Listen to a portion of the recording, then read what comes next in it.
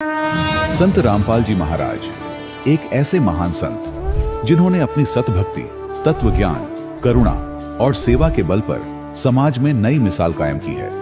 संत रामपाल जी महाराज की अगुवाई में उनके सभी सतलोक आश्रमों से समाज कल्याण के अद्भुत कार्यों ने समाज को सुनहरे भविष्य की एक नई उम्मीद दिखाई है।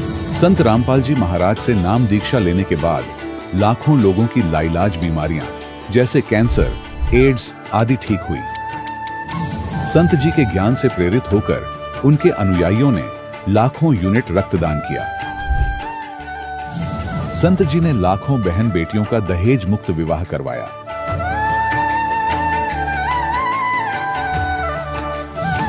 संत जी ने लाखों लोगों का नशा छुड़वाया, करोड़ों उजड़े परिवार बसे। संत जी के आश्रमों में समागम के दौरान निःशुल्क नेत्र चिकित्सा, दंत चिकित्सा प्रदान की जाती है। संत रामपाल जी महाराज द्वारा समय समय पर पर्यावरण संरक्षण के उद्देश्य से बड़े स्तर पर वृक्षारोपण किया जाता है। संत जी ने जरूरतमंदों को तत्काल राहत पहुंचाने के लिए एम्बुलेंस सेवा शुरू की। संत जी अपने अनुयायियों को देहदान के लिए प्रेरित करते हैं, जिससे मानवता की सेवा और चिकित्सा क्षेत्र में सुधार हो सके।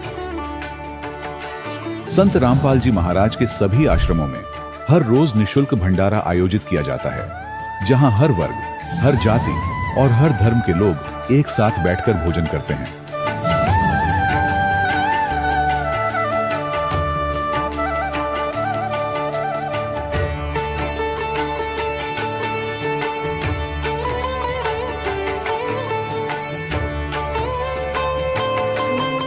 संत रामपाल जी महाराज की अन्नपूर्णा मुहिम ने गरीब और बेसहारा लोगों के जीवन में एक नई ऊर्जा और उम्मीद को जन्म दिया है।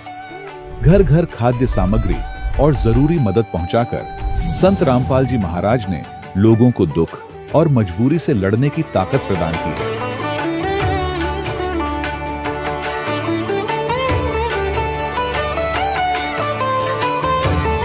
संत रामपाल जी महाराज द्वारा गरीब लोगों के लिए घर बनवाने का अद्भुत कार्य एक ऐसी मिसाल कायम कर रहा है जो सदियों सदियों संत जी की उदारता और दया भावना के तौर पर जाना जाएगा।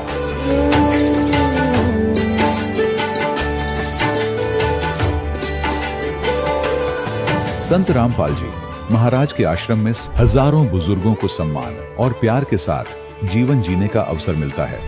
उनके खाने, रहने और स्वास्थ्य की पूरी जिम्मेदारी संत रामपाल जी महाराज उठाते हैं। अनाथ बच्चों के लिए संत रामपाल जी महाराज के सभी आश्रम किसी वरदान से कम नहीं। यहाँ उन्हें शिक्षा, संस्कार और भविष्य के लिए बेहतर अवसर प्रदान किए जाते हैं। चाहे बाढ़ हो, भूकंप या महामारी, संत रामपाल जी महाराज और उनके अनुयायी हमेशा ही जरूरतमंदों के लिए सबसे आगे खड़े रहते हैं।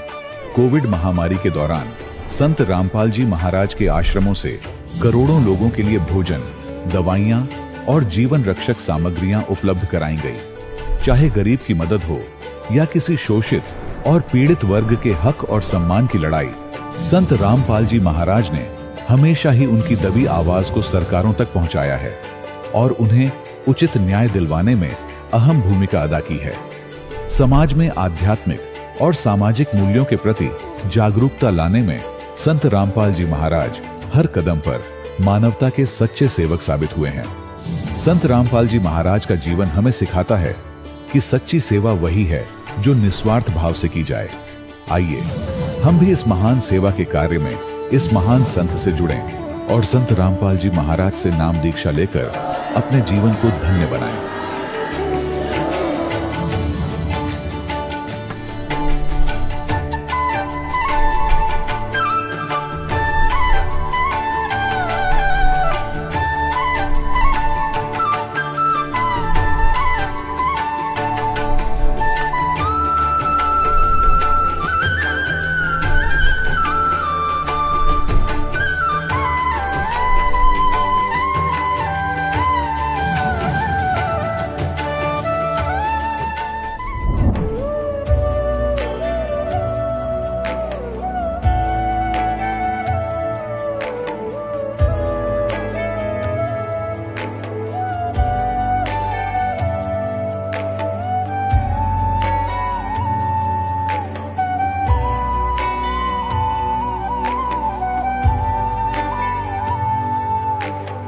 कौन ब्रह्मा का पिता है, कौन विष्णु की मां, शंकर का दादा कौन है, हमको दे बता। ये जानने के लिए कृपया सुनिए। जगत गुरु तत्वदर्शी संत रामपाल जी महाराज के अमृत वचन सर्व पवित्र धर्मों के पवित्र शास्त्रों के आधार पर। सत साहिब दर्शकों, आज हम आपको कैथल हरियाणा के रोशन लाल जी की अनोखी यात्रा से रूबरू करवाने जा रहे हैं। 20 वर्षों तक डेरा सच्चा सौदा पंथ से जुड़े रहने के बावजूद इन्हें भक्ति का कोई वास्तविक लाभ नहीं मिला, परंतु ऐसा क्या हुआ जो इन्होंने संत रामपाल जी महाराज के सत्संग प्रवचनों को सुनकर अपनी 20 वर्ष पुरानी साधना को त्याग कर संत रामपाल जी महाराज से नाम दीक्षा ग्रहण की। और क्या नाम दीक्षा लेने से इनके जीवन में कोई बदलाव आया? तो आइए सुनते हैं रोशन लाल जी के जीवन की सच्ची कहानी, उन्हीं की जुबानी। नमस्कार सर। नमस्कार सर जी। सर क्या नाम है आपका? रोशन लाल जी। रोशन लाल जी, आप कहाँ से हैं? मैं गांव खानपुर, ब्लॉक सीवण, जिला कैथल, हरियाणा से जी। सर संत रामपाल जी महाराज से नाम दीक्षा आपने कब ली? मैं सितंबर 2013 के अंदर जुड़ा जी। संत रामपाल जी महाराज से नाम दीक्षा लेने से पहले क्या आप कोई भक्ति साधनाएं भी करते थे? हाँ सर जी, मैं डेरा सच्चा सौदा सिरसा गुरमीत राम रहीम सिंह जी से जुड़ा था जी। वहाँ मैंने 20 साल तक भक्ति की जी। और कुछ मैं 3-4 महीने आशुतोष महाराज जो नूर महल वाले, उनके साथ जुड़ा बाद में।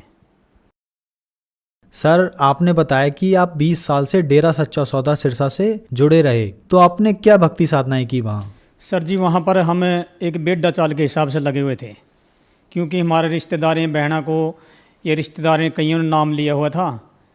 तो बचपन से ही फिर मैंने भी 3 मार्च 1993 को सीवण के अंदर गुरमीत राम रहीम सिंह आए थे, तो वहाँ से मैंने नाम दीक्षा वहाँ से ले ली थी। तो उनके अनुसार ही मैंने भक्ति करी। तो मैंने 1995 के अंदर डेरा सच्चा सौदा सिरसा के अंदर पक्की समिति के अंदर नाम लिखवा लिया था जी। वहाँ पर 7 नंबर मोटर है जी, वहाँ पर खेता समिति बोल रहे हैं उसको जी। मैंने वहाँ पर सेवा करी। उसके बाद लंगर घर के अंदर मैंने पक्की समिति में सेवा करी। तो उसके बाद फिर मैंने जामीन सर जो लोकट होते हैं 6 नंबर कमरा, एडर समिति बोलते हैं उसको जी, वहाँ पर मैंने सेवा करी। मैंने ग्रीन एस की वर्दी ली हुई थी जी। सात सतनाम जी जो ग्रीन वेल फोर्स है नहीं, डेरा सच्चा सौदा सिरसा की, वहाँ से मैंने वर्दी ली हुई थी जी। तो मैं सीवण ब्लॉक का ग्रीन एस वेलफेयर फोर्स का जिम्मेवार भाई भी था जी। और सीवण ब्लॉक के अंदर 2009 के अंदर मेरे को 7 मेंबर कमेटी का जिम्मेवार बनाया गया। ये ग्रीन एस की वर्दी के अंदर मैं बैठा हूँ जी। यही शेड में भी ग्रीन एस की वर्दी के अंदर बैठा हूँ जी। ये ग्रीन एस की वर्दी है जी मेरी। ये ग्रीन एस की वर्दी के अंदर मैं बैठा हूँ जी। ये मेरे परिवार के सदस्य हैं और साथ संगत है जी। ये सरपंच वगैरह ये हमारे गांव के हैं जी। ये ग्रीन एस की वर्दी के अंदर मैं बैठा हूँ। ये इधर मेरे ये गूंठे के पास मैं हूँ जी। ये ग्रीन एस की वर्दी मेरे पास थी जी। अरे मैं इसका जिम्मेवार था जी सीवण ब्लॉक का जी। तो मैंने वहाँ पर तन मन से सेवा करी है जी। जो भी सेवा आती वहाँ जाते थे जी हम। तो जो राम रहीम महाराज ने, सरसा वाले ने, हमारे भक्ति भाई, हमने तन मन से भक्ति करी है। लेकिन फिर भी हमारे कोई फ़ायदा नहीं हो रहा था जी, क्योंकि यदि शरीर ही सुख होगा नहीं तभी भक्ति कर सकते हैं वहाँ। तो मेरे जी एक शरीर के अंदर प्रॉब्लम थी जी। मेरे को भूख नहीं लगी थी बिल्कुल भी। मेरा शरीर बहुत कमज़ोर हो चुका था। दूध का भी पाइया दूध भी मेरे को पिया नहीं जावा था बिल्कुल भी जी। कलियाई आई कर दी। रोटी भी 1-2 रोटी खाया करता। परिवार के चिंतित हो गए, भाई बहुत कमज़ोर हो गया तो भाई ये तो खाना ही नहीं खाता है। तो उसके बाद जी जब दवाई ने नहीं फ़र्क कराया तो उसके बाद एक करमपाल ककेड़ी है जी हमारे ब्लॉक के अंदर, डॉक्टर है RMP जी। वो कहने लगा भाई तू ऐसे करे कर प्रेमी जी, आप नहीं एलोवेरा की दवाई पिए करो।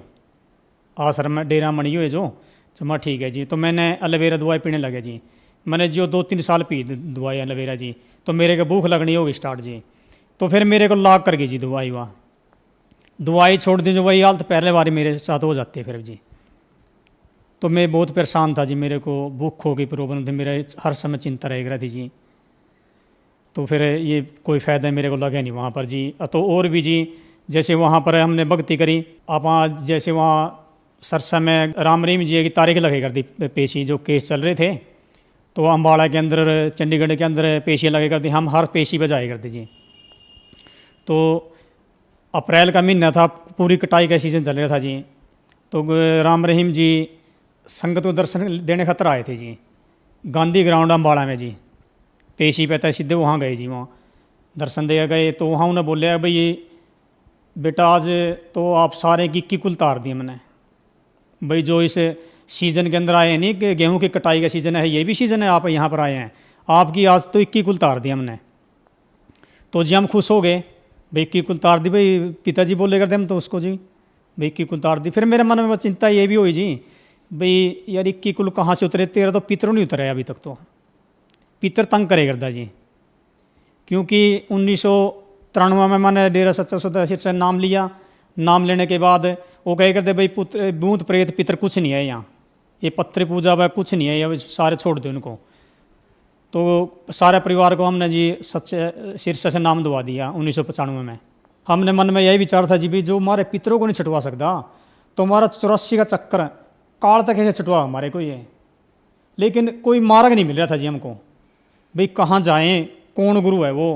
क्योंकि राधा स्वामी वाले को बड़ा डेरा मानने करते, तो राधा स्वामी वाले भी डेरा में सरसाए कर थे। क्योंकि राधा स्वामी वाले कहते थे कि भाई जो कर्म है नहीं, दुख मुसीबत किसी पे आ गया तो कह रहे भाई कर्म तो भोगने पड़ेंगे। तो वहाँ के राधा स्वामी वाले वहाँ आ जाए कर दे, और तो परमात्मा अपने भक्तां की दृढ़ भक्ति करने के लिए उनको सरसा में फायदा दे कर दे लाले। क्योंकि यहाँ से तो सारे कीड़ी से लेकर आते थे, परमात्मा के बच्चे हैं सारे सारे। तो यदि परमात्मा किसी को फायदा नहीं देगा, नकली गुरुओं के चरण में बैठे हैं, परमात्मा उनको फायदा देता है। क्योंकि भाई दृढ़ रहे मेरी भक्ति वह, नहीं तो नास्तिक मन जैसे फायदा नहीं देगा परमात्मा, इसलिए वहाँ फायदा हो जाता है किसी किसी को। तो वो फायदा होने करके लाले वहाँ पर दृढ़ हो रहे थे, तो हम भी वैसे दृढ़ हो रहे थे, तो कोई रास्ता हमें मिल नहीं रहा था। तो फिर आप संत रामपाल जी महाराज की शरण में कैसे आए? कि भाई ये सुनो आप, गुरु जी की राधा स्वामी की उसमें चर्चा थी जी, मैंने सुनी गुरु जी का मन अच्छा से लगा कुछ।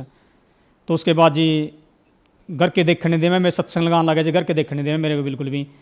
तो मैं अलग से टीवी ले गया जी, वो मैंने सत्संग सुना जी गुरु जी का। मैंने संत रामपाल जी महाराज सत्संग सुना जी, बहुत बढ़िया लगा जी। वो प्रमाणित भक्ति बताते हैं जी, क्योंकि वो तो एक देखे थे कि भक्ति बताए करते, वैसे उनकी तो बेड़ा चाल में थे, तो सरसे वाले तो राधा स्वामी का तो एक कुआ का पानी सारा सारा उनका तो। लेकिन जो संत रामपाल जी महाराज ये शास्त्र प्रमाणित भक्ति बताते हैं। तो मैं 2013 के अंदर संत रामपाल जी महाराज का नाम लेकर आया जी।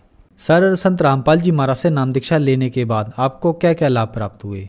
देखो जी, प्रथम लाभ तो सतभक्ति मिली जी, क्योंकि जो मानस जन्म है ये बड़ा ही दुर्लभ है और ये बार बार हाथ नहीं आता जी। तो इस परमात्मा के जो सतभक्ति परमात्मा ने दी है, जो नानक साहब ने नाम जाप करे हैं, कबीर साहब ने नाम जाप करे हैं, गुरु नानक देव जी ने नाम जाप करे, गरीबदास जी ने नाम जाप करे, वो ही प्रमाणित नाम संत रामपाल जी महाराज देने लग रहे जी। तो ये प्रमाणित भक्ति मिली हमको जी। और इस प्रमाणित भक्ति करने से जी, जैसे मैं नाम लेकर आया, मेरे को जी 15 दिन नाम लेना हुए थे जी। उससे पहले ये संत रामपाल जी महाराज कई बार मेरे को गराए दर्शन हुए जी। तो और मैं छात का ऊपर लेटा था जी, 9 बजे का टाइम था रात के, चांदनी रात थी जी। मेरे को ब्रह्मा विष्णु महेश तीनों एक 3 देवता आए जी, वो मेरे को दर्शन दे गए, आशीर्वाद दे गए मेरे को साक्षात जी। कोई ये नहीं भी ये कोई स्वप्न में दे गए हैं जी, या कोई अंतर्ध्यान हो रहे थे जी, जैसे ये आँख मीच का भक्ति कराम दूसरे संत। और संत रामपाल जी महाराज आँख खोल का भक्ति कराम है। क्योंकि कबीर साहब का शब्द है, साधो सह समाधि चली, भाई आँख ना मूंदो कान ना मूंदो तने कष्ट न धारो और हंस हंस सुंदर रूप नहीं आरो। कबीर साहब ने मनाई कर रखे बिल्कुल हुए, भाई आँख नाक कान बंद करने की जरूरत नहीं है, भाई खुले आंखें से परमात्मा दर्शन होंगे। तो संत रामपाल जी महाराज के जो मंत्र देते संत रामपाल जी महाराज, उनसे खुद आंखें से दर्शन हुए, इन्हें आंखों से कोई आंख बंद नहीं करनी पड़ती है। जैसे नामदेव को दर्शन हुए थे खुली आंखें से हुए थे, तो ऐसे संत रामपाल जी महाराज जो सतभक्ति देते हैं, इनका लाभ होता है पूरा पूरा जी। तो ऐसे जी और भी जी, जैसे हम अपने लड़के शिवन ऐसे बाल सदन में पढ़ते हैं जी, तो वहाँ पर मैं लड़के को बर्दे दुआने खतर पर गया स्कूल की जी। तो शिवन जी मैं मोटरसाइकिल पर, बच्चे दोनों मेरे पीछे बैठे हुए थे जी। तो वो बच्चे, मैं मोटरसाइकिल चला रहे थे, मेरे आगे जी एक ट्राला था जी, वो ट्राला जा रहा था जी, और पीछे से सिर्फ मेरा फिर ट्राला का फ़र्क जी 8-10 फुट का था, सारा 8 फुट का। तो गाड़ी पीछे से आई जी, मेरा जी पूरी चोरी टक्कर मारी जी गाड़ी ने जी, मोटरसाइकिल का जी, मेरा सलेंसर भी मुड़ गया जी। तो परमात्मा ने इसी मेरे करी, मेरे एक कदम ब्रेक लग गए जो ऑटोमेटिक, मैंने कुछ नहीं कराया जी बिल्कुल भी, ना ब्रेक लगाया कुछ नहीं मारा जी। तो जी यदि परमात्मा के शरण में नहीं होंगे जी, माम जी गड्डी के नीचे तीनों के तीन मर जाते उस दिन जी, लेकिन परमात्मा दया मेरे करी जी। तो हमने फिर जाकर घर देखा जी, उसने सिर मुड़े पाए जी, नहीं जी टेढ़ा हुआ पाए जी, जैसे मेरे को भूख नहीं पहले लगे नहीं थी। तो संत रामपाल जी महाराज शरण में आ गए नहीं जी। तो जो मेरे को एलोवेरा ला करी थी दवाई, वो दवाई जी एलोवेरा मैंने छोड़ दी बिल्कुल। आज तक मैंने एलोवेरा के एक ढक्कन भी नहीं लिया इस दवाई का जी। आज मेरे को पूरी भूख लगे जी।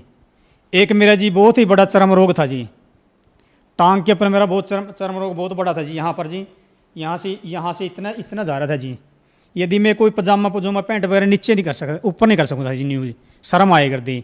लेकिन मैंने दवाई बहुत अपने एक मेहता है प्रीति मेहता कैथल के अंदर जी, वहाँ मैंने दवाई काफ़ी खाई जी, कोई फायदा नहीं होया। लेकिन संत रामपाल जी हमारे शरण में गए नहीं, सतभक्ति करने से, उन मंत्र जाप करने से ही पहले मंत्र मिला था प्रथम जो उस टाइम समय जी, तो मेरे को जी ये चर्म रोग से मुक्ति मिलेगी जी। मेरे कोई चर्म रोग नहीं है जी, ये दांत बहुत पुराना, हमारा वंशज था जी, मेरा पिताजी को भी ऐसा दांत था जी, मेरी सिस्टर को भी ऐसा था जी, और मेरे को भी वही था जी। ये सारा मेरा चर्म रोग जो मेरे एक कुष्ठ रोग था जी, ये मेरे परमात्मा रामपाल जी महाराज शरण में जाने से ठीक हो गया जी। सर आपने बताया कि आपने 20 साल तक डेरा सच्चा सौदा सिरसा पंथ की भक्ति की और वहां आप एक सेवादार भी रहे और एक जिम्मेदार कमेटी सदस्य भी रहे। तो फिर संत रामपाल जी महाराज की बताई हुई भक्ति में और डेरा सच्चा सौदा सिरसा पंथ की बताई हुई भक्ति में आपको क्या अंतर दिखा? देखो जी भाई जी, वो जो भक्ति देते हैं उनका नाम में कोई प्रमाण नहीं है कहीं पर भी। जो 3 नाम देते नहीं वो तो एक बड़ाई के नाम है, सतपुरुष कालमूर सबद स्वरूपी राम है जो, वो तो एक सतपुरुष की महिमा के नाम है, वर्णात्मक नाम है उनके। तो ऐसे ही जो नाम है असली, उनसे ही मोक्ष होगा जी पूरा। जो और अन्य गुरु देते हैं, संत रामपाल जी महाराज को छोड़ो, जो अन्य गुरु देते हैं नहीं मंत्र, उनसे कोई लाभ नहीं है। क्योंकि जो राधा स्वामी गद्दी है सरसे आई हुई भी, तो वहाँ राधा स्वामी वाले नाम 5 अलग देते हैं, सरसे वाले अलग देते हैं। और वो राम रहीम जी ने हमको एक बर्मित करा हुआ था, वो कहते थे भाई जो किसी ने प्रश्न कराया, मैंने प्रश्न कराया, लेटर लिख के भेजा सत्संग के अंदर, भाई गुरु जी भाई ये बताओ हमारे को, राम पिताजी भाई हमारे को ये बताओ, भाई राधा स्वामी 5 नाम देते हैं और अपने ये 3 नाम हैं। वही कबीर साहब ने 4 नाम भी कहा, भाई कबीर साहब ने कहा भाई कोटि नाम संसार में इनसे मुक्त न हो, आदि नाम गुप्त कर रखा बुझे बिरला कोई, भाई कौन सा नाम है? और वो 5 दे रहे आप 3 है। वो बोले राम रहीम जी कि बेटा ये जो नाम है नी, ये ही 4 नाम हैं, जो 3 नाम आपको देंगे 4 नाम है यही। और भाई जो राधा स्वामी नाम है नी, वो दूसरा छोड़ दो और चौथा छोड़ दो, भाई 3 नाम आए हैं यहाँ। और जब हमने जब रामपाल जी महाराज शरण में आए, जब पता लग गया, हम बरमित करे हुए थे उन्हें, तो भाई राधा स्वामी वाले नाम है 5 नाम है, मैं 2 छोड़ रखे हैं, और राधा स्वामी तो अलग नाम है 5 5 है, और सरसा वाले अलग नाम हैं, दिनोद वाले अलग राधा स्वामी दयाल की दया दे रहे हैं, सारे अलग अलग अपने अपने डपली अपना राग पीट रखे हैं, कोई इनके प्रमाणित मंत्र नहीं इनके पास जी। एक ये मेन बात ये कहते हैं जी, जो संत हैं नकली संत है सारे संत रामपाल जी महाराज को छोड़कर, ये कहते हैं परमात्मा निराकार है, भाई उसका प्रकाश है, उसका कोई शरीर नहीं है। और जबकि गुरु ग्रंथ साहब के अंदर भी लिखा हुआ है, गुरु ग्रंथ साहब पेज 1257 में लिखा है, बागे कापड़ बोले बहन, लंबा होदा नक ते काले तेरे नैन, देखा साहब कदे ऐसा बहन। तो जी परमात्मा साकार है, संत रामपाल जी महाराज ने प्रमाणित करके बता दिए वेद शास्त्र गीता के अंदर। कहीं पर जाकर देख लो, जो गरीब संगत है वो तो नीचे बैठती है, खाना भी उनको सिंपल मिलता है, और जो कोई एमएलए मंत्री है या कोई और जाता है बड़ा, उसको अलग से कैंटीन में खाना खाना जाता है हर जगह की, हमने देखा है सरसे भी। तो ऐसे आश्रम में सारे, यहाँ जो सरस व्यास है वहाँ पर कैंटीनें बनी हुई हैं, लेकिन समदृष्टि नहीं है वहाँ पर भी। और वेद के भी कोई पूजा नहीं करा रहा संत रामपाल जी महाराज छोड़कर है। वेद के अंदर 3 प्रकार की परमात्मा भक्ति बताई गई वेद के अंदर भी, भाई सुबह शाम और दोपहर की। तो वहाँ पर संत रामपाल जी महाराज ही वो तीनों की 3 भक्ति जो है वेद के अनुसार बता रहे हैं, लले भाई परमात्मा को याद करना। सर संत रामपाल जी महाराज से नाम दीक्षा लेने के बाद आपको बहुत सारे लाभ मिले, तो जो दर्शक आज आपको देख रहे हैं, खास करके उनके लिए जो राधा स्वामी पंथ से जुड़े हैं या डेरा सच्चा सौदा पंथ से जुड़े हैं, उनके लिए आप क्या कहना चाहेंगे? जो राधा स्वामी वाले हैं, दंदन सतगुरु वाले हैं, उनसे यही प्रार्थना करता हूँ भाई, जो बीज है जो वो असली बीज से ही लले फायदा होगा अपने। या जी धरती में हमने कणक बीज दी तो कणक का बीज लगेगा, जीरी बीज दी जीरी का लगेगा। ऐसे ही जो नाम है वो भी एक बीज है, जो सतनाम, जो सतभक्ति का जो सत मंत्र है, वो इन नाम लेने से ही मोक्ष होगा। क्यों फरीद साहब ने कहा, फिर बाढ़ दा दाख भी जोरे किक्कर भी जट होंडे हैंड कटाड़े लोड़े हुए पट भाई, जट जिम्मेदार बीजत किक्कर का बीज है, और बाड़ा दाख काजू किस्म बेडा क्यों मिल जाए। जो संत रामपाल जी महाराज सतभक्ति बता रहे हैं, जो प्रमाणित है, उसका सारे ग्रंथों के अंदर प्रमाण है। उसी से मोक्ष होगा, नहीं अन्य कहीं भी फिरे जाओ, वहाँ कहीं भी मोक्ष नहीं है जी। मैं सारे भाइयों से हाथ जोड़कर ये प्रार्थना करता हूँ भाई, यदि आपने मनुष्य जन्म का लाभ उठाना है और मोक्ष प्राप्त करना है, तो संत रामपाल जी महाराज की शरण में आओ और अपना कल्याण कराओ। धन्यवाद सर।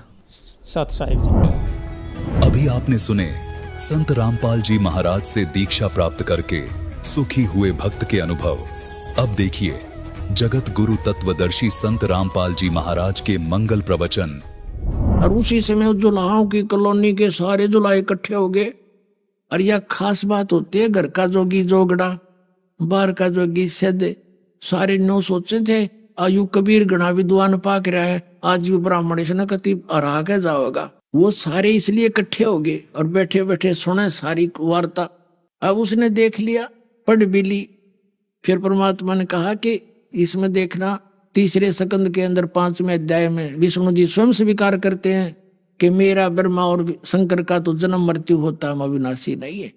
वह भी खोल कर देखी, सारा ठीक। झूठ बोलता है, ऐसा नहीं लिखा, वो लग गया और कुछ सुनान, यानी उसको याद कर रखे थे उसने। वेदों का पूरा एक चैप्टर सुना दिया और संस्कृत बोलता ही रहा।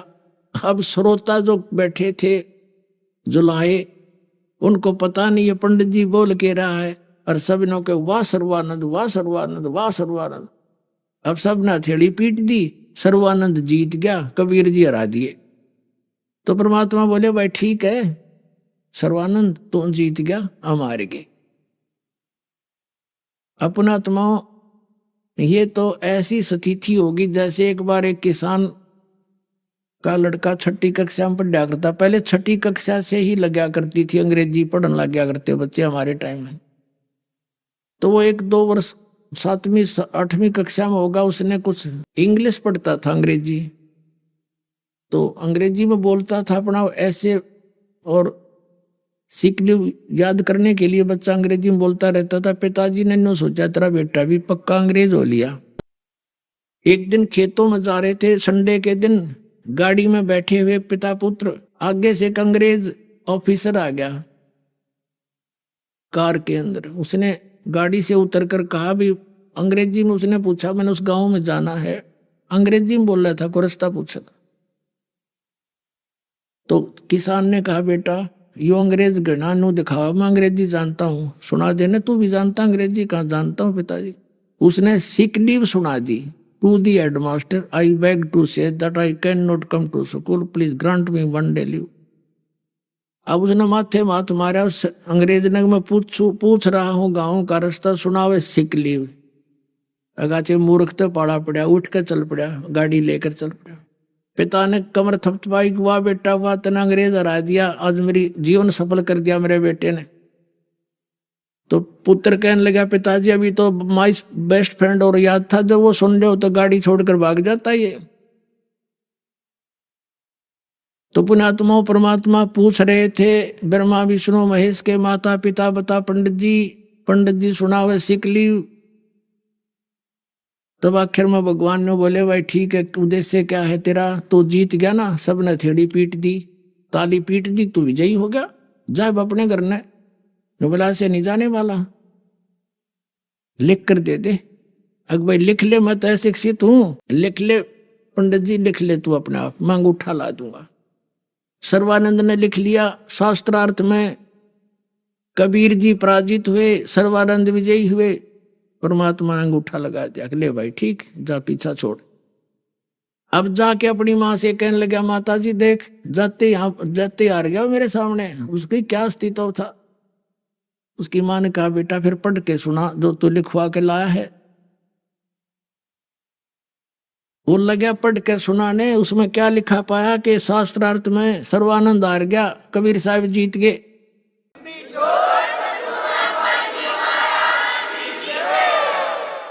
उसकी माँ बोली रे तू तो हार का है बेटा, है झूठ बोला निकम्मे। रानी नहीं माता जी ऐसा ना, लिखने में मेरे से गलती होगी, फिर जाता हूँ लिखवा के लाता हूँ, जा लिखवा के ला। दूसरी बार गया कि कबीर जी ऐसे ऐसे मेरे लिखने में फर्क रह गया, अब दोबारा लिखवाना पड़ेगा, मेरी माँ नहीं मान रही है। अब लिख ले पंडित जी, कोई बात ना, कि अंगूठा कैसा है मेरा, फिर ला दूंगा। उसने फिर वैसे ही लिख लिया, शास्त्रार्थ में सर्वानंद जीत गया, कबीर साहब हार गए, अंगूठा लगा दिया। फिर लेकर आया, अगले माता सुनाऊं? सुना भाई। वो पढ़ कर सुनाया जो का, तो फिर सर्वानंद हार गया, कबीर साहब जीत गए। अब सर्वानंद ने सोची, बड़ा चाला हुआ भाई, कोई मेरे कहने लगा, माता जी मैं कई दिन से शास्त्रार्थ में चल रहा था, नींद में था, मैं ऐसे लिखागा, फिर जाता हूँ, फिर जा। तीसरी बार फिर गया, तीसरी बार फिर लिखवा लिया, मालिक ने फिर अंगूठा लगा दिया। अब उसने सोचा कि बाहर पढ़ता हूं घर से तो बिल्कुल ठीक होते, अक्सर अंदर जाते ही उलट कैसे हो जाते, तो प्रवेश होने से पहले उस पर दृष्टि लगा ली और कहने लगा, माता जी सुनाऊं? सुना बेटा। वो सुनाने लगा, उसके सामने अक्षर चेंज हो गए, नो के नो, नो का नो बैठ गया। क्या हो गया विद्वान बेटा, बोलता क्यों नहीं, क्यों बोलती बंद होगी तेरी? अरे नालायक, पैर पकड़ दे, भगवान आए हैं, बकवास कर रहा है यहाँ पर, हटबट करके जीवन नाश कर दिया। बेटा मेरी आत्मा रो रही है, किसा विद्वान है, मुझे पता है तेरा क्या ज्ञान है, मैं खूब जानती हूँ, परमात्मा आए हैं बेटा, और मेरा रोग उसी से नाश हुआ है। फिर वो शर्मिंदा हो गया कि माता जी सचमुच सारी सच्ची बताई उन्होंने, अब मुझे शर्म लगे हैं, मुझे नाम दिला दो, साथ चलो। अब लेगी उसकी माँ, चल बेटा मेरा तो, और मुझे दिखाई क्या दे, तेरे जीवन के अतिरिक्त गधा बनेगा, कुत्ता की योनि में जाएगा, कहाँ का विद्वान बना फिरे। माँ लेगी, नाम ले लिया। फिर उस सर्वानंद तक कोई बात करे नहीं, जाते घेर दिया। परमात्मा बोले पढ़ा रहे बेटा, कल्याण हो जाएगा, बाढ़ में जाओ या जाते। तो परमात्मा कहते मेरा ऐसा वजन है, ऐसा ज्ञान है कि सबके सीने में जगह बनाओगा। तो पुण्यात्माओं ये वो ज्ञान है दास के पास जो गॉड गिवन कबीर साहिब का दिया हुआ।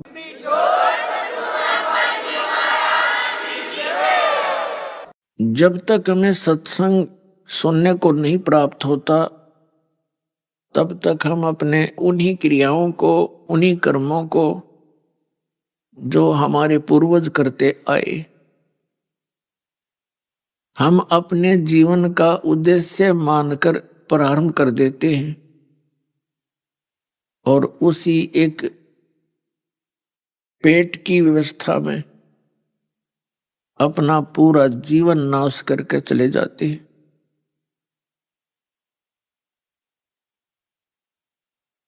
जिस दिन से हमें सत्संग मिलता है, संतों के वचन सुनने को मिलते हैं, सत्संग परमात्मा का विधान होता है। सत्संग के अंदर जो ज्ञान संत कराते हैं वो परमात्मा का विधान बताया जाता है, और विधान का जो उल्लंघन करेंगे उनको क्या हानि होगी, और जो विधान के अंतर्गत रह के अपना जीवन सफल करेंगे उनको क्या लाभ होगा, ये ज्ञान सत्संग से दिया जाता है। और पुण्यात्माओं, इस पूरे विश्व में कहीं सत्संग नहीं है, पूरे विश्व में सत्संग नहीं है इस दास के अतिरिक्त। वर्तमान में पहले तो परमात्मा स्वयं आए थे, वो तो ज्ञान देकर ही गए हैं, उन्हीं के द्वारा दिया हुआ वो ज्ञान, वो सत्संग ये दास आप जी को सुना रहा है। और जो महात्मा परमात्मा से परिचित हुए, सतलोक गए, उनकी अमृतवाणी भी सत्संग है। लेकिन जिन महापुरुषों को परमात्मा मिले और उन्होंने परमात्मा का भेद लिखा अपने अमृत वचनों में, उनको उनके अनुयायी आज तक समझ नहीं सके। इस दास पर वो रजा बख्शी कि उन महापुरुषों के उन गूढ़ रहस्यों को, सांकेतिक शब्दों को ये दास समझ सका और आप जी को फिर उन्हीं के वचनों का सत्संग सुना सका। परमात्मा ने, कबीर परमेश्वर जी ने, परम अक्षर ब्रह्म ने 600 वर्ष पहले ये सत्संग सुनाया था। वो क्या बताया करते थे? दुख में सुमरण सब करें, सुख में करे ना कोई। जय सुख में सुमरण करें, दुख काहे को होवे। सुख में सुमरण किया नहीं, दुख में करते याद। कहें कबीरता दास की, फिर कौन सुने फरियाद।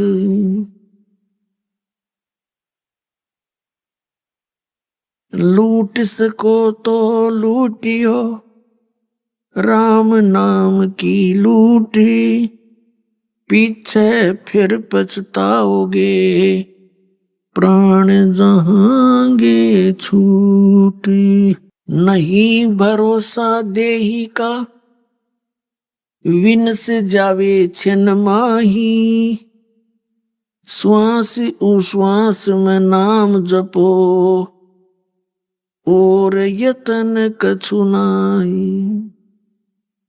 श्वास उश्वास में नाम जपो, व्यर्थ श्वास मत खो। ना जाने इसी श्वास को, आवण हो कि न हो। पृथ्वी पति चकवे गए, जिनके चक्र चलंत। रावण सरीखे कौन गिने, ऐसे गए अनंत। सर्व सोने की लंका थी, वो रावण से रणधीर। एक पलक में राज विराजी, जम के पड़े जंजीर।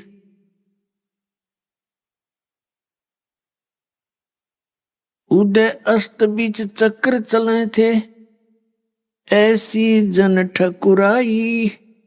चुनकर शीशवर कल्प किया, तब खोज न पाया राई।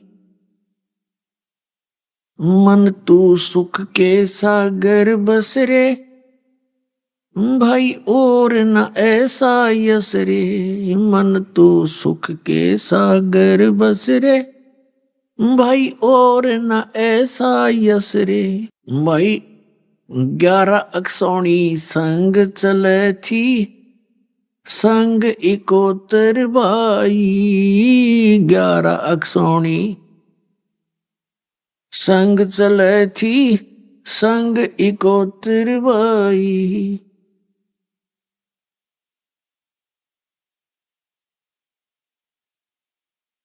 दुर्योधन से राजा मर गए, उदेही गीद ना खाई। मन तू सुख के सागर बस रे, भाई और न ऐसा यस रे। काशीपुरी कबीरा होते, ताही लखोरे भाई। काशीपुरी कबीरा होते, ताही लखोरे भाई। केसों से बन जा रे जिसके, 9 लाख बॉडी आई। मन तू सुख के सागर बस रे, भाई और न ऐसा यस रे। अब परम पिता परमात्मा कबीर भगवान कबीर साहिब जी, ये अपने पिता हैं, परम पिता हैं, हम सभी के जनक हैं। ये परम अक्षर ब्रह्म है। इन्हीं को सतपुरुष, अकाल मूर्त, शब्द स्वरूपी राम आदि उपमात्मक नामों से जाना जाता है। इनका बॉडी का नाम कबीर देव है, कबीर साहब है। कबीर साहब कबीर है, जैसे अपने देश के प्रधानमंत्री जी का शरीर का नाम तो अलग होता है और पद के नाम भाषा भिन्न, प्रधानमंत्री और प्राइम मिनिस्टर ये पोस्ट के पद के नाम है, उपमात्मक नाम है। ऐसे सतपुरुष, अकाल मूर्त, शब्द स्वरूपी राम, सतपुरुष, परम अक्षर ब्रह्म, ये उसी कबीर परमात्मा के उपमात्मक नाम है, उपाधि के नाम है। तो पुण्यात्माओं, वो परमात्मा हम सभी के जनक हैं और हम यहां काल के लोक में कैसे फंसे, इसका सृष्टि रचना से ज्ञान होता है। जिस समय परमात्मा ने ऊपर के सभी लोकों की रचना कर दी, सतलोक, अलखलोक, अगमलोक और अकैलोक, और उनमें प्रत्येक लोक में यही कबीर परमात्मा अपने 4 रूपों में विराजमान हुए और प्रत्येक लोक के ऊपरले हिस्से में परमात्मा ने एक बहुत बड़ा गुम्बज वचन से बनाया। उसके अंदर एक सिंहासन और सिंहासन के ऊपर परमात्मा स्वयं विराजमान हुए। उनके सिर पे मुकुट और वहां और छतर, ऊपर छतर। तो प्रत्येक लोक में परमात्मा स्वयं ही 4 रूप धारण करके विराजमान हुए। परमात्मा नर आकार है, मनुष्य सदृश हैं। उनका प्रत्येक लोक में शरीर का प्रकाश अलग अलग है।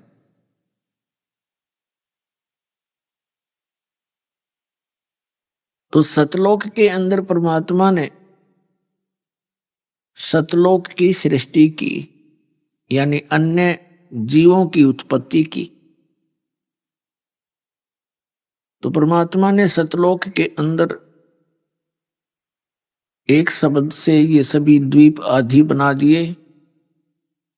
फिर 16 शब्दों से 16 पुत्रों की उत्पत्ति की। उन 16 पुत्रों में से एक अचिंत नाम का पुत्र है और अचिंत से परमात्मा ने कहा कि अचिंत आप सृष्टि रचना करो आगे की। अब कबीर साहब ये चाहते थे कि कहीं इन बच्चों को आगे भ्रम हो जा और ये बीच में फिर अपनी गलती ना कर बैठे, इसलिए इनको एक सबक सिखाना था। अचिंत ने अपने वचन से अक्षर पुरुष की उत्पत्ति की, जो आगे चलकर 7 संख ब्रह्मांड का स्वामी हुआ। और अक्षर पुरुष से अचिंत ने कहा कि आगे मेरी सृष्टि रचना में सहयोग कर, मदद कर। वहां पर मानसरोवर है परमात्मा के लोक में, सतलोक में, सभी लोकों में। मानसरोवर के अंदर जाके वो अक्षर पुरुष विश्राम करने लगा, स्नान करने लगा। स्नान करते करते उसको निंद्रा आ गई, क्योंकि वहां श्वासों से शरीर नहीं है। काफी समय तक बाहर नहीं आया। तब अचिंत ने परमात्मा से कहा, प्रभु अक्षर पुरुष जल के अंदर गहरी निद्रा में सोया पड़ा है और उसके अभाव से मैं सृष्टि रचने में असमर्थ हूं। तब परमात्मा ने कहा, बेटा समर्थ का काम समर्थ ही कर सकता है। तुम्हें एक सबक सिखाया है कि आगे चल के तुम टांग ना अड़ानी शुरू कर दो, अपनी अपनी डफली, अपने अपने राग ना बजाने लग जाओ। इसलिए तुम्हारी औकात से तुम्हें परिचित कराया है। तब परमात्मा ने क्या किया, उसी अमृत सरोवर से जल लिया। उस जल से अपने वचन से एक अंडा बना दिया उस अंडे में अपने वचन से, अपने ही शरीर से एक आत्मा प्रवेश करती है। उस विशाल अंडे को सरोवर में छोड़ दिया और वो गड़गड़ गड़गड़ करता हुआ जब नीचे जाने लगा, अक्सर पुरुष की निंद्रा भंग हो गई और उसने अपने को डिस्टर्ब मान के और थोड़ा सा क्रोध से देखा, जैसे किसी को नींद से जगा दे तो कई व्यक्ति काफी नाराज हो जाते हैं, यह स्वभाव है। उसी प्रकार उसने भी इसी स्वभाव का बर्ताव किया तो उसका जो कोप था वो उस अंडे में प्रवेश हुआ, अंडा फट गया और उसमें से ये ज्योत निरंजन निकला, जो आगे चल के ब्रह्म नाम से प्रसिद्ध हुआ। काल भी इसी को कहते हैं, ज्योत स्वरूपी निरंजन भी इसी को कहते हैं। ये निकला। परमात्मा ने कहा तुम दोनों बाहर आओ। अक्सर पुरुष तुम निंद्रा में थे और तुम्हें जगाने के लिए ये सब क्रियाएं करनी पड़ी। दोनों बाहर आ गए। कौन? सरपुरुष और अक्षर पुरुष। तो परमात्मा ने कहा आप जाइए, अचिंत के लोक में तीनों जने रहो, उसके द्वीप में। आज्ञा मानकर वो दोनों वहां चले गए, तीनों, अचिंत, सरपुरुष और अक्षर पुरुष। ये अचिंत के लोक में रहने लगे। काफी समय व्यतीत हुआ। उसी दौरान परमात्मा ने, कबीर देव जी ने, सतपुरुष ने, अमर पुरुष ने हम सभी आत्माओं का सृजन किया अपने वचन से, अपने अंदर से। उस परमात्मा ने वचन से हमारी उत्पत्ति की और हम वहां रहने लगे। हमारा सब वहां अलग से, प्रत्येक का अलग अलग परिवार था। जितने हम चींटी से लेकर हाथी तक, यहाँ मनुष्य या अन्य प्राणी हैं, पशु पक्षी, ये सभी वहां हंस रूप में रहते थे। हंस माने पक्षी जैसे रूप में नहीं, मनुष्य सदृश हमारा शरीर था, एज इट इज। और हमारे परिवार थे, हमारा बहुत बड़े महल थे वहां पर, आज भी हैं, वो खाली पड़े हैं, जिनको हम छोड़कर आ गए। वहां ना बुढ़ापा था और ना मृत्यु थी, दोनों कष्ट नहीं थे। किसी भी वस्तु का अभाव नहीं था। सभी आहार हमारे को उपलब्ध थे। सदा बाहर वहां बाग बगीचे थे, फल फूलों से लदे रहते हैं और हम वहां बड़े आनंद से रहा करते थे। कोई काम नहीं था, कोई काम नहीं था। अपना सैर सपट्टे करो, विश्राम करो, भूख लगे तभी अपना फल फ्रूट, आहार, भोजन जैसा भी उचित समझो आपको उपलब्ध रहता था। कोई कष्ट नहीं था। तो इस हमारा एक स्वभाव बना हुआ है, जिस समय हमें सुख हो जाता है हम सबसे पहले परमात्मा से दूर होते हैं। हम वहां रहा करते थे, उधर से इस ज्योत निरंजन अर्थात सरपुरुष के मन में, इसके अंदर एक गलत सोच उत्पन्न हुई। इसने देखा कि हम तीन जने तो एक लोक में रह रहे हैं, एक द्वीप में, और हमारे जितने भी अन्य भाई हैं वो सभी अलग अलग द्वीपों में रह रहे हैं। इसने क्या सोचा कि तप करके मैं अलग से स्थान प्राप्त करूंगा। ज्योत निरंजन ने, सरपुरुष ने एक पैर पर खड़ा होकर 70 युग तक तप किया। परमेश्वर कबीर जी ने, परम अक्षर ब्रह्म ने इससे पूछा कि ज्योत निरंजन आप किस लिए ये प्रयत्न कर रहे हैं। वो तो जानी जान थे, फिर भी उसके मुख से कहलवाना चाहते। इस सरपुरुष ने कहा कि भगवान ये स्थान मेरे लिए कम है, मुझे और स्थान चाहिए अलग से। तब परमात्मा ने कहा ठीक है, अभी तेरा 70 युग तप के बदले में तुझे 21 ब्रह्मांड देता हूं। अभी आपने सुने संत रामपाल जी महाराज के मंगल प्रवचन। आइए अब सुनते हैं संत रामपाल जी महाराज से नाम दीक्षा लेकर सतभक्ति करके अद्भुत लाभ प्राप्त करने वाले अनुयायी के विचार। दर्शकों, यदि समाज को गहराई से देखा जाए तो हर दूसरा व्यक्ति नशे की लत से घिरा हुआ है। इस दौर में जरूरत है तो एक ऐसे मार्गदर्शन की जो इन बुराइयों से व्यक्ति को मुक्ति दिला सके। इनसे मिलिए। ये हैं जगदीश जी, जो मध्य प्रदेश के गुना जिले के रहने वाले हैं। ये तमाम कोशिश करने के बावजूद भी नशे को छोड़ नहीं पा रहे थे। फिर मिली इन्हें जीवन को परिवर्तित कर देने वाली पुस्तक ज्ञान गंगा, जिसे पढ़ने के बाद ये जाते हैं संत रामपाल जी महाराज जी की शरण में। और जगदीश जी का कहना है कि इन्होंने उस दिन के बाद नशे को हाथ तक नहीं लगाया। आखिर ऐसा क्या है संत रामपाल जी महाराज के द्वारा बताई गई भक्ति साधना में? आइए जानते हैं जगदीश जी के जीवन परिवर्तन की सच्चाई। उनकी आप बताई। नमस्कार सर। सत साहिब सर। सर क्या नाम है आपका? मुझे दास का नाम जगदीश दास। कहाँ से आए सर आप? सर मैं एमपी गुना से आया हूँ। संत रामपाल जी महाराज से नाम दीक्षा कब लिया आपने? संत रामपाल जी महाराज जी से नाम दीक्षा 22/9/2013 को ली दास ने। संत रामपाल जी महाराज से नाम दीक्षा लेने से पहले क्या आप कोई भक्ति साधना करते थे? जी, संत रामपाल जी महाराज जी से नाम दीक्षा लेने से पहले दास ब्रह्मा, विष्णु, शिव जी, दुर्गा, गणपति एवं सभी देवी देवताओं की भक्ति किया करते थे। नव दुर्गा जी का व्रत किया करते थे।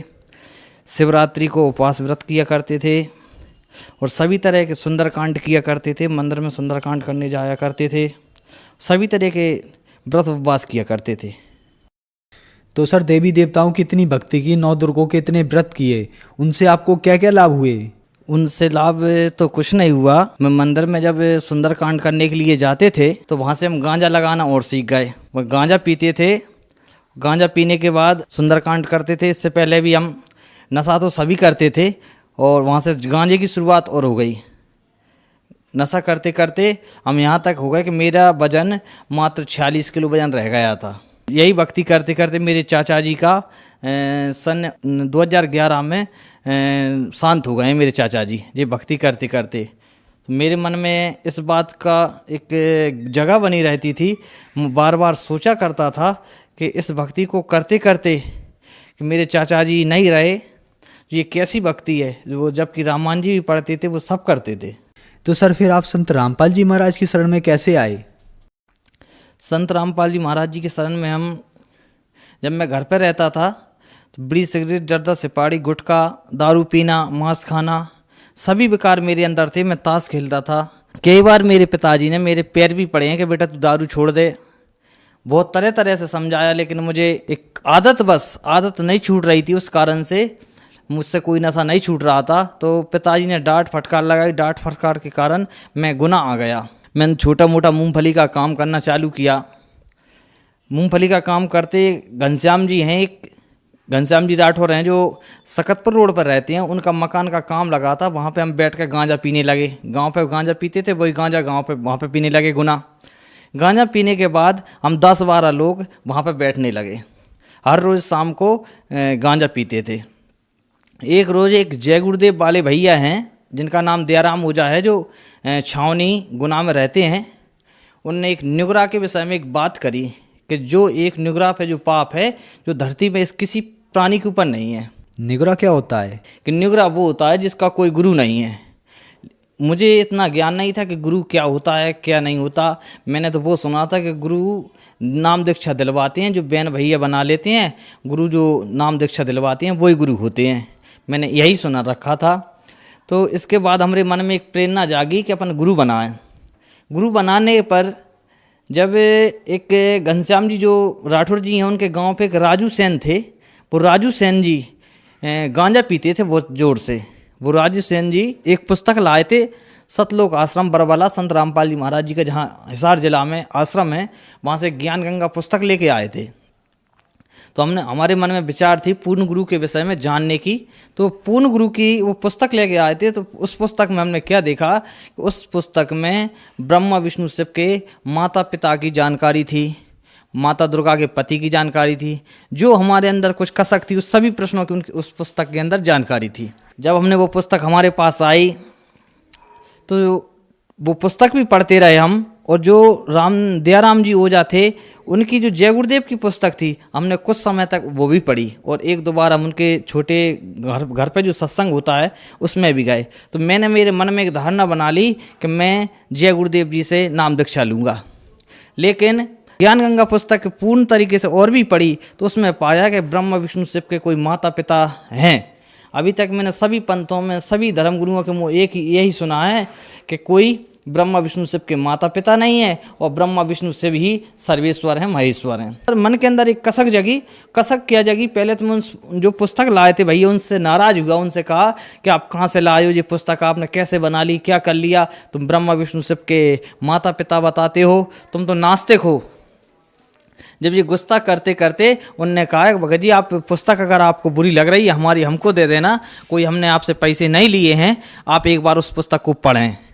तो जो घनश्याम जी थे वो और हम एक रोज़ ज्ञान गंगा पुस्तक पढ़ रहे थे, इतने में एक पीछे से गाय आई। जो पानी के लिए एक टैंक था, जो लेटरिन का टैंक था, उस लेटरिन के टैंक में गाय गिर जाती है, उसके दोनों साइड पट्टी रखी हुई थी। वहाँ पे कोई भाई नहीं थे, कोई कम जनता थी। तो हमने मन में एक सोच आया, विचार आया कि ऐसा ना हो जो गाय मर जाए जब नीचे ऊपर जा रही है, ऐसा ना हो कि कल अगर हम कहेंगे कि गाय अपने आप गिरी है तो कोई नहीं मानेगा, सब यही कहेंगे कि इन लोगों ने गाय को भगाया होगा तो इसलिए गाय गिर गई, तो हम परेशान हो जाएंगे। बहुत ज़्यादा हम परेशान हो गए। तो जो घनश्याम जी राठौर जी थे वो तो भाइयों के लिए लिवाने के लिए चले गए कि इस गाय को उठाना है, और मैं ये सोचने लगा कि ये गाय नीचे ऊपर जा रही है, इसका क्या होगा। तो मुझे अचानक से ज्ञान गंगा पर मेरी नज़र पड़ती है, और ज्ञान गंगा के पहले पेज पे ही संत रामपाल जी महाराज जी का फोटो आता है। उस फोटो को देखकर मैं प्रार्थना करता हूँ कि हे संत रामपाल जी महाराज, मैंने सुना है कि आप परमात्मा के अवतार हैं, आज जो इस ये गाय गिर गई है हम पर इतनी कृपा बख्शो कि इस गाय ना मरे, नहीं हम पे ये दुनिया वाले गौ हत्यारा कहेंगे। तो इतना सोचते ही मेरे मन में एक विचार आता है, एक झनकार सी आती है मेरे कान में कि इस चेरी को इस गाय के नीचे लगा दो और इस चेरी पर बैठ जाओ जो बांस की होती है। मैंने उस गाय के नीचे उस चेरी को लगाया और एक साइड से मैं बैठ गया तो गाय वो पानी में अथफर हो गई और वो नीचे ऊपर जाना उसका बंद हो गया। इतने में जो घनश्याम जी आ गए, फिर हमने उस गाय को निकाल लिया काफ़ी परेशान होने के बाद। तो मेरे मन में एक ये विचार बन गया कि संत रामपाल जी महाराज जी पूर्ण संत हैं, क्योंकि ब्रह्मा विष्णु शिव का जो उन्होंने पता बताया था जो ज्ञान गंगा पुस्तक के अंदर, मैंने शिव पुराण के अंदर भी मिलाया, श्रीमद् देवी भागवत जी के अंदर भी मिलाया। तो इस कारण से मेरे अंदर विचार बन गया कि हाँ संत रामपाल जी महाराज पूर्ण संत हैं। कुछ दिन बाद हम विचार बनाते हैं संत रामपाल जी महाराज जी के आश्रम जाने की। वहाँ पे हम जाते हैं, नाम दीक्षा ले ली। तो सर संत रामपाल जी महाराज से नाम दीक्षा लेने के बाद हमने बहुत से संत रामपाल जी महाराज के शिष्यों से सुना है कि उन्हें बहुत से लाभ प्राप्त होते हैं, तो क्या आपको भी कोई लाभ प्राप्त हुए? मुझे सबसे बड़ा लाभ तो ये मिला, पहली बात तो मेरे जो 5 नशा थे वो पूरी तरीके से नशा छूट गए हैं। उस समय मेरा 46 किलो वजन था, आज परमात्मा की दया से मैं हष्ट पुष्ट हूँ, आज मुझे कोई परेशानी नहीं होती। उस समय मैं बैठता तो मेरी दोनों आंखें मुछ जाती थी, आज मुझे कोई थकावट महसूस नहीं होती। पहला लाभ तो ये हुआ। दूसरा लाभ ये हुआ, सर मेरे हृदय में जहाँ पे कुछ दर्द उठता था तो अब वो दर्द भी नहीं उठता, दर्द भी पूरी तरीके से साफ है। पत्नी है, उन पत्नी के लिए ज़्यादा तबीयत ख़राब रहती थी, सोती रहती थी, कुछ भूत प्रीत का चक्कर भी था। तो हमने नाम दीक्षा लेने के बाद मालिक के जहाँ पे प्रार्थना लगवाई फ़ोन पे कि मालिक जी ऐसी ऐसी प्रार्थना रहती है, तो उन्होंने बताया कि पत्नी के लिए नाम उपदेश दिलवाएं। तो हमने पत्नी के लिए नाम उपदेश दिलवाया। उस दिन से वो भी पूर्ण तरीके से ठीक हैं और हमें भी बहुत सारे लाभ हुए और मालिक का आज ज्ञान से परिचित हो गए हैं। सर आपने बताया कि आप संत रामपाल जी महाराज की शरण में आए और आपका नशा छूट गया। आज पूरे विश्व में नशा बुरे तरीके से फैला हुआ है और सरकारें, एनजीओस और बहुत सारी संस्थाएं इस नशे को छुड़वाने के लिए बहुत से प्रयास करते हैं, लेकिन ऐसा नहीं हो पा रहा है। संत रामपाल जी से आपको ऐसी कौन सी दवाई मिली जिससे आपका नशा छूट गया? जी सर, जब मैं सुंदरकांड में जाता था उसमें बोला जाता था, गम्मत होती थी, गम्मत में सुना था मैंने, कहा करते थे कि सदा भवानी दायनी सन्मुख रहें गणेश, 5 देव रक्षा करें ब्रह्मा विष्णु महेश। सर तो मुझे 5 देव का नाम तो सुना था मुझे, लेकिन 3 देव सुनने में आते थे कि ब्रह्मा विष्णु महेश। लेकिन संत रामपाल जी महाराज जी से दीक्षा लेने के बाद मैंने पाया है कि 5 देव उनने बताए हैं कि जो 5 देव अपने शरीर में वास कर रहे हैं, किसी अन्य चीज़ में नहीं है। जहाँ जीव है शरीर में, वहाँ 5 देव वास कर रहे हैं। एक चीज़ और सुनी थी मैंने, जो रामायण जी के अंदर एक चौपाई आती है जो हर समय हिंदू भाई बोलते हैं, सब भाई बोलते हैं, मंगल भवने अमंगल हारी, द्रवहंस दशरथ अजर बिहारी। तो मैं एक मन में एक विचारधारा बनाता था कि इसका क्या अर्थ बनता है, लेकिन मुझे संत रामपाल जी महाराज जी की दया से प्राप्त हुई जानकारी के अनुसार उन्होंने समझाया कि मंगल यानी शुभ, भवन यानी शरीर, ये शुभ करने के लिए शरीर मिला है और इससे अमंगल कार्य कर रहे हैं। अमंगलहारी द्रवहंसो, जिसने ये शरीर दिया है, दशरथ जिसने 10 इंद्रियां हैं साथ में, दशरथ अजर बिहारी, वे परमात्मा खुद आपको लेने के लिए आएंगे। इस शरीर को शुद्ध रखें, जबकि हम भक्ति भी करते थे, इस शरीर को हमने शुद्ध भी नहीं रखा था। आज पूर्ण संत रामपाल जी महाराज जी की दया से कोई बीड़ी सिगरेट जर्दा सुपारी को हाथ भी नहीं लगाते। जो संत रामपाल जी महाराज जी मंत्र देते हैं सदग्रंथों के अनुसार, उन मंत्रों में इतनी शक्ति है कि उन मंत्रों के जाप करने से आसानी से सभी नशा छूट जाते हैं। और जो संस्था हैं और धर्म गुरु हैं, इनके पास ना तो ऐसी कोई शक्ति है, ना ऐसा कोई मंत्र है सदग्रंथों से प्रमाणित जिससे कोई नशा छूट सके। एक संत रामपाल जी महाराज जो 4 वेद, 6 शास्त्र, 18 पुराण, 11 उपनिषद से ज्ञान दे रहे हैं, उनके मंत्रों में इतनी शक्ति है, उनके मंत्र जाप करने से सभी नशा विकार पूरी तरह से छूट रहे हैं। तो सर, जो भक्त समाज आज आपको देख रहा है, आप उन्हें क्या संदेश देना चाहोगे? वैसे सर, मैं संदेश देने वाला होता तो कोई नहीं हूँ, लेकिन मैं अपने आप में एक विचारधारा बनाता हूँ, सोचता हूँ कि जिस तरीके से संत रामपाल जी महाराज जी की शरण में आने से मेरे नशा विकार छूट गए हैं, भारत की युवा पीढ़ी आज पूरी तरह से नशे की तरफ चल रही है। भारत की युवा पीढ़ी को मैं एक संदेश देना चाहूँगा कि संत रामपाल जी महाराज जी का ज्ञान समझें। जो आज संत रामपाल जी महाराज पूरे विश्व के धर्म गुरुओं को ज्ञान चर्चा के लिए आमंत्रित कर रखा है, उनकी पुस्तकों को पढ़ें। पुस्तक पढ़ने के बाद अपना नशा विकार छुटाएं और इस भारत को विनाश की तरफ बढ़ने से रोकें, और संत रामपाल जी महाराज जी की शरण में आएं और उनसे नाम दीक्षा लें और अपना कल्याण करवाएं। सर, संत रामपाल जी महाराज से नाम दीक्षा कैसे ले सकते हैं? जो टीवी पे कई चैनलों पे सत्संग आ रहा है संत रामपाल जी का, उन चैनलों पर पट्टी आती है, पट्टी में नंबर आते हैं संत रामपाल जी महाराज जी के नाम दीक्षा केंद्रों के, नंबर से जानकारी लेकर नाम दीक्षा ले सकते हैं। एक पूर्ण संत रामपाल जी महाराज जी हैं जो आज शास्त्र के अनुकूल साधना बता रहे हैं, नहीं सभी धर्म गुरु अपने ज्ञान गोटी लगा के जनता को ठगने का कार्य कर रहे हैं। और इस कबीर परमात्मा ने एक वाणी बोली, उसमें कहा है, कलयुग कठिन है, संत न चीने कोई, और कामी क्रोधी मस्खरा तिनका आदर होए। आज संत रामपाल जी महाराज शास्त्र के अनुकूल साधना बता रहे हैं तो लोगों को कड़वा लग रहा है, लोगों की धर्म गुरुओं की काली कमाई मारी जा रही है, इसलिए कड़वे लग रहे हैं। लेकिन संत रामपाल जी महाराज एक उपकार का कार्य कर रहे हैं, इसका पता सभी भारत के समाज को कुछ आगे चल के पता चलेगा, जब ये भारत विश्व में एक नाम अपना रोशन करेगा नशा विकार छोड़कर। धन्यवाद सर। सत साहेब।